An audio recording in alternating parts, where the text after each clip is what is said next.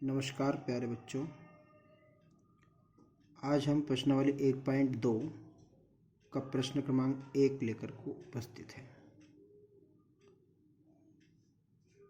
माफ़ी चाहूँगा आप लोगों को, काफ़ी टाइम बाद वीडियो डाल रहा हूँ मैं। प्रश्न पहला है इसका, सिद्ध कीजिए कि कर्णी 5 एक अपरिमेय संख्या है। चलिए अब इसका हल हम देखते हैं आगे कैसे होगा ये। तो बच्चों मैं इसका हल कर लेता हूँ पहले और फिर आप लोगों को उसके अनुसार समझाता हूँ। चलिए ठीक। प्रश्न क्रमांक पहला है, सिद्ध कीजिए कि कर्णी 5 एक अपरिमेय संख्या है। तो बेटा इसमें हम इसके विपरीत संख्या मानेंगे। विपरीत संख्या का अर्थ होता है, जैसे माना कि कर्णी 5 एक परिमेय संख्या है। ठीक है, हम जानते हैं कि कर्णी 5 एक अपरिमेय है, लेकिन इसके विपरीत हमने माना है कि माना कि कर्णी 5 एक परिमेय संख्या है। और हम जानते हैं परिमेय संख्या अपॉन के रूप में होती है, अंश बटे हर के रूप में, वह परिमेय संख्या कहलाती है। चलिए, जब हमने कर्णी 5 को परिमेय माना है तब कर्णी 5 बराबर a बटे b। b is equal to not zero, मतलब b किसी से भी जीरो से डिवाइड नहीं होगा। जहाँ अब हमारे पास जो a और b है वो क्या है, जहाँ a और b एक पूर्णांक है तथा a और b एक के अतिरिक्त कोई भी उभयनिष्ठ गुणनखंड नहीं है। बस इस बात पर विशेषकर हमें ध्यान देना है कि a और b का जो उभयनिष्ठ गुणनखंड है वह एक है, इसके अलावा इसका और कोई गुणनखंड नहीं है। इस बात को विशेष इसलिए ध्यान देना है क्योंकि एंडिंग में हम इसी के अकॉर्डिंग इसको सिद्ध करेंगे। चलिए ठीक। अब अगले स्टेप में हमें करना है कर्णी 5 बराबर a बटे b दोनों पक्षों का वर्ग करने पर। कर्णी 5 का वर्ग बराबर a का भी वर्ग और b का भी वर्ग बराबर कर्णी 5 का वर्ग होता है 25 और 25 का वर्गमूल होता है 5, इसके बटे 1 लेंगे हम, बराबर a स्क्वायर बटे b स्क्वायर। चलिए क्रॉस मल्टीप्लाई।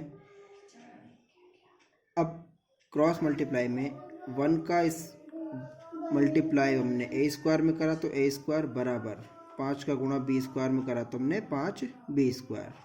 ये आपका समीकरण 1 होगा यहाँ पर। अब यहाँ पे कुछ लिखा हुआ है तो देखिए, थोड़ा सा उसको मैं समझाता हूँ आपको कि क्या है वो कैसे।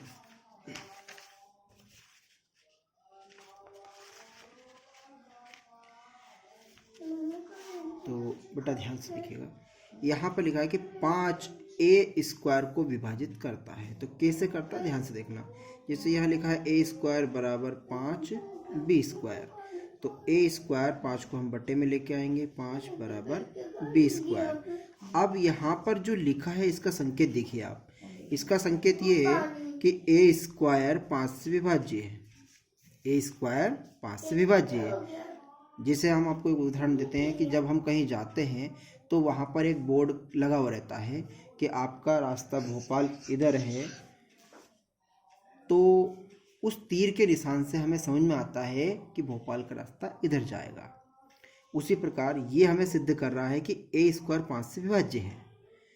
जब हम कोई संख्या लिखते हैं 9 बटे 3, मतलब 9 3 से विभाज्य है, ये दर्शाता है इस बात को। इसी प्रकार ये है कि a स्क्वायर 5 से विभाज्य है। ठीक है, तो a स्क्वायर 5 से विभाज्य है। यदि हम a स्क्वायर के टुकड़े करते हैं a इंटू a बटे 5, अब क्या है कि a 5 से विभाज्य है और ये a भी 5 से विभाज्य है। ठीक है, चलिए तो यहाँ पर लिखा हुआ है यदि 5 a स्क्वायर को विभाजित करता है तो 5 a को भी विभाजित करेगा। ठीक है, a स्क्वायर को विभाजित करता है तो a को भी विभाज्य करेगा। चलिए ठीक। तब माना, विभाज्य करने के बाद मान लीजिए हमने 5 को a स्क्वायर को 5 से विभाज्य किया, आंसर आया आपका a। तो उस a के बराबर हमने जो a के बराबर 5 है इसको हमने मान लिया a बराबर 5k, जहाँ k एक नियतांक है। ये हमने माना है पूर्णतः a बराबर 5k, जहाँ k एक नियतांक पूर्णांक है। अब समीकरण 1 में a का मान रखने पर समीकरण 1 हमारे पास ये है बेटा।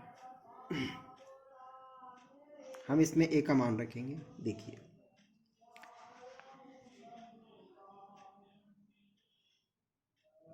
a का मान 5k स्क्वायर बराबर 5p² वैसा का वैसे बराबर अब ये जो वर्ग है 5 के लिए भी और k के लिए भी आप जानते हैं भली भांति। 5 का वर्ग करेंगे तो 25, और ये जो बट्टे में 5 आए वो इसका है बेटा, इसको उठा के हमने बट्टे में लेके आए थे, ठीक है ना। तो 25/5, 5 से हमने 25 को काटा कितनी बार, 5 बार। k² वैसा का वैसे बराबर b²। तो हमारे पास क्या बचा, 5k², ये आपका 5k² बराबर b², समीकरण 2।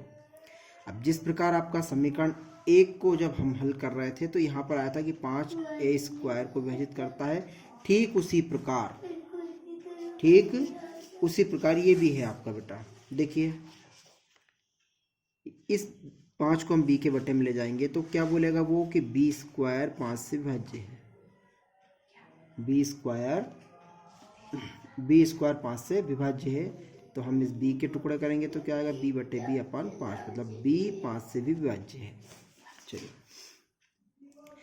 तो 5 b² को विभाजित करता है और 5 b को भी विभाजित करेगा, परंतु अब ध्यान देना, अतः समीकरण 1 व 2 से पता चलता है कि a और b का उभयनिष्ठ गुणांक 5। समीकरण 1 और 2 से हमें क्या पता चल रहा है कि a और b का एक उभयनिष्ठ गुणांक 5 भी है, जो कि हमारी कल्पना के विपरीत है। हमारी कल्पना के विपरीत अर्थात हमने ये माना था कि कर्णीय 5 एक परिमेय संख्या है। अब परिमेय संख्या के विपरीत यहाँ पर वो बोल रहा है कि, तो फिर यहाँ पर एक कंडीशन में वो लिखी थी कि a और b एक पूर्णांक है तथा a और b के एक के अतिरिक्त कोई भी उभयनिष्ठ गुणनखंड नहीं है, परंतु यहाँ तो निकल के आ रहा है हमारे पास कर्णीय 5, जो कि हमारी कल्पना के विपरीत है।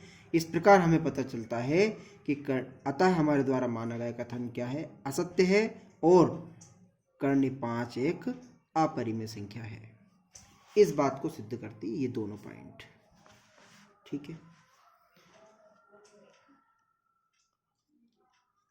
वीडियो यदि पसंद आए तो please like, share and comments कीजिएगा।